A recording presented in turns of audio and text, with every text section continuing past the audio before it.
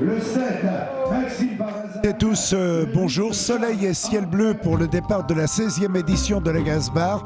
Mais un petit vent frais qui s'est invité donc sur l'épreuve du jour. 176 coureurs prennent le départ de l'étape. Nous avons évidemment les coureurs venus de Normandie, de Bretagne et de beaucoup d'autres régions qui se disent qu'après tout, elles peuvent faire comme Julien Lafilippe, gagner la Gazbar. Et c'est Mireille Gonel, donc l'épouse de notre regretté ami à tous, Gérard Gonel, qui a donné le départ de cette édition 2019 d'une épreuve qui promet d'être particulièrement intéressante et qui rend hommage évidemment à celui qui était la voix du cyclisme dans notre département, l'ami Gérard Gonel.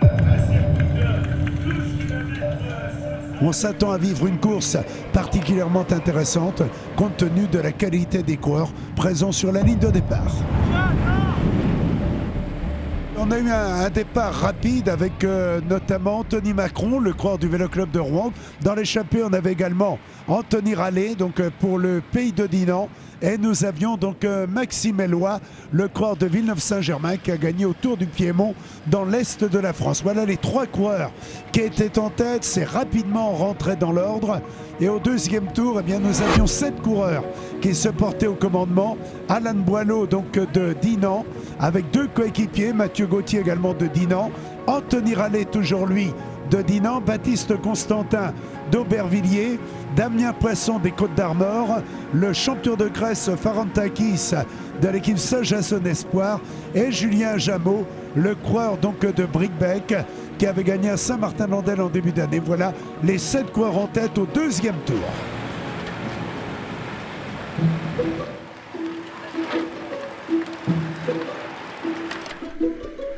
Voilà, bien la Gazbar, comme les années précédentes, nous permet d'avoir une course pleine de mouvements. On a vu notamment Anthony Rallet, donc le coureur de Dinan, qui est à l'attaque depuis le départ. On rappelle qu'il avait gagné dans le Finistère le Grand Prix de Sker. Ces 4 coureurs ont eu jusqu'à 45 secondes d'avance et ils ont été repris, une autre échappée est repartie. On retrouve à nouveau Baptiste Bleyer dans l'échappée, le coureur du CEM Aubervilliers, qui est véritablement en train de faire une course époustouflante.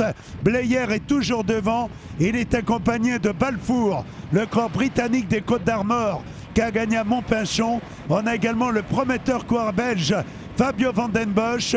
Et on retrouve le local Cédric Delaplace, qui évidemment est très motivé pour l'épreuve du jour. Cédric Delaplace qui porte les couleurs du team Bricbec Cotentin, qui évolue dans son jardin. Et à partir de là, il est évidemment surveillé comme le lait sur le feu. Dans ses premiers temps, les coureurs avaient 10 secondes d'avance. Au dernier écart qui nous a été communiqué, l'avance est portée à 30 secondes. Et nous entamons le dernier tiers de l'épreuve.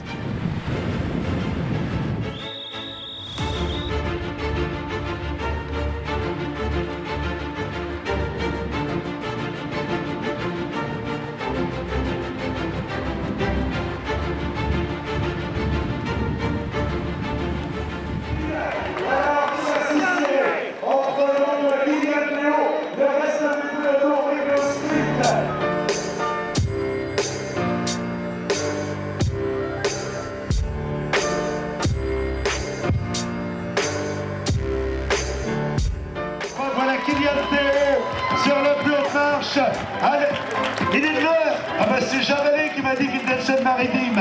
Une course pleine de mouvements, pas facile à gagner aujourd'hui. Il y avait le vent et puis il y avait une adversité très forte. C'était vraiment une course de mouvement, ça a beaucoup attaqué toute la course, ça n'a jamais ralenti vraiment. On a toujours été bien représenté à l'avant, on n'a jamais besoin de faire trop gros efforts. Et là, dans le dernier tour, quand je vois Baptiste Constantin qui y va, je me dis un mec fort comme ça, en plus avec moi, on peut aller au bout. Et donc il a magnifiquement joué en partant à 1,5 km là. Malheureusement il y avait vent de face, donc lui il n'a pas pu aller au bout.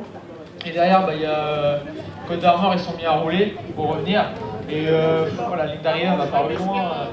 Heureusement que j'ai vu pas que 200 mètres, parce que sinon... Ça redonne le moral, hein. Ah ouais, parce que sinon, je crois que je me serais couché avant. Voilà, tu gagnes avec combien? Parce qu'on a vu que c'était serré quand même.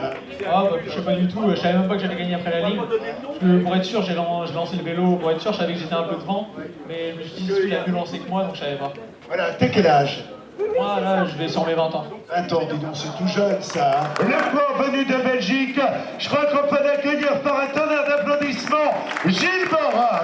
À la deuxième place, on a un jeune coureur belge, Gilles Bora, qui aura fait une course superbe. Il aura été présent toute la journée à l'avant. Et le troisième est Aurélien Lelay, qui confirme sa saison 2019. Il a gagné la Melrandaise. Aujourd'hui, il est à nouveau sur le podium. La 16e édition de la 15 bar a été éclatante d'intensité tout au long de la journée. Il fallait évidemment un vainqueur. C'est un Normand qui gagne sur les routes de Normandie. Imaginez le bonheur du public. Et c'était surtout sous le regard de Stéphane Javalet, qui est le manager de l'équipe professionnelle Saint-Michel-Aubert 93. Là, nous avions l'équipe du SEM Aubervilliers. L'objectif des jeunes coureurs qui sont là, c'est évidemment de rejoindre l'équipe professionnelle. Souvenons-nous qu'il y a quelques années de cela, un certain Julien Alaphilippe était le vainqueur de la Gainsbar et il est aujourd'hui le numéro 1 mondial. On souhaite un parcours similaire à Kylian Théo dans quelques années. Sait-on jamais. Originaire de